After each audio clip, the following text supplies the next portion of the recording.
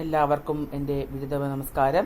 ഞാൻ ഗൗരവകൃഷ്ണ. ഞാൻ ഇന്നിവിടെ ചൊല്ലാൻ പോകുന്ന കവിത ശ്രീ നൗഷാദ്ജി രചിച്ച മക്കൾ എന്ന കവിതയാണ്.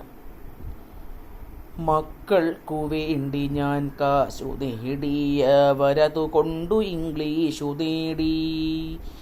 ഇന്നവർ എൻ്റെ നേർപ്പൊക്കുന്ന കാലിനെ സ്വപ്നത്തിൽ പോലും എനിക്കു പേടി. ഊണുമുറക്കമില്ലാതെ ഞാൻ നേടിയതൊക്കെയവർക്ക് വിധിച്ചു നൽകി.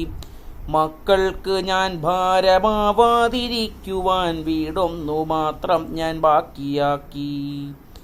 ഈയിടെവിടെയും യോഗം നടക്കുന്നു, ചർച്ചകൾ പലതും നടന്നിടുന്നു. ചർച്ചയിൽ നല്ല പരസ്യം പറയുന്നു മക്കൾ മരുമക്കൾ വാശിയോടെ. കൊച്ചിയിലുണ്ട് വൃദ്ധസദനം, ഇപ്പോ കോഴിക്കോടുണ്ട് സേവാസദനം. കാര്യമെനിക്ക് മനസ്സിലായി, എൻ്റെ വീടിനുമിന്നവർ നോട്ടമിട്ടു. ജീവന്റെ ജീവനാം എൻ്റെ മക്കൾ, എന്നെ എങ്ങോ കളയാൻ വെമ്പുന്ന മക്കൾ. താഴ്ചയോടൊന്നു ഞാൻ ചാരിക്കിടക്കവേ ചാരു കസേരയ്ക്കു മുറുമുറുപ്പ്. അറിയാതെയോർത്തു ഞാൻ പുറകിലുപേക്ഷിച്ച യൗവന ജീവിത കാലത്തെയും. അവളൊത്തു കഴിയേണ്ട യൗവന ജീവിതം മരുഭൂമിയിൽ ഞാനും നഷ്ടമാക്കി. പരിഭവ ദുഃഖ പരിദേവനങ്ങളും പലതും പറഞ്ഞു കരഞ്ഞവളും. ഇതൊക്കെയും നമ്മുടെ മക്കൾക്കു വേണ്ടിയാണ്, ആശ്വസിപ്പിച്ചു പറഞ്ഞു ഞാനും.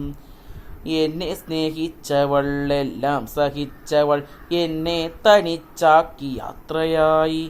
സ്വർഗത്തിൽ നിന്നെന്നെ അവള് വിളിക്കുന്നു, മക്കളിൽ ഇവിടെ ഇങ്ങോട്ടു പോരൂ.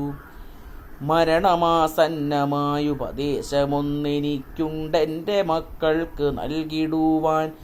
ആയുസ്സും ജീവിതം നഷ്ടമാക്കിയിട്ടാലും സമ്പാദിക്കല്ലേ മക്കൾക്കു വേണ്ടി. അവരെ പടച്ചവനീശ്വരനാണെങ്കിൽ അവർക്കുള്ളതെങ്ങനെ വന്നു ചേരും. മക്കളെ നോക്കേണ്ടെന്നർത്ഥമില്ലാതിനെ കളയേണ്ട ജീവിതം എന്ന് സാരം. മാതാപിതാക്കൾക്ക് നന്മ ചെയ്യാത്തോർക്കില്ല സ്വർഗം എന്ന് വേദവാക്യം. മാതാപിതാക്കൾക്ക് നന്മ ചെയ്യാത്തോർക്കില്ല സ്വർഗം എന്ന് വേദവാക്യം. നന്ദി, നമസ്കാരം.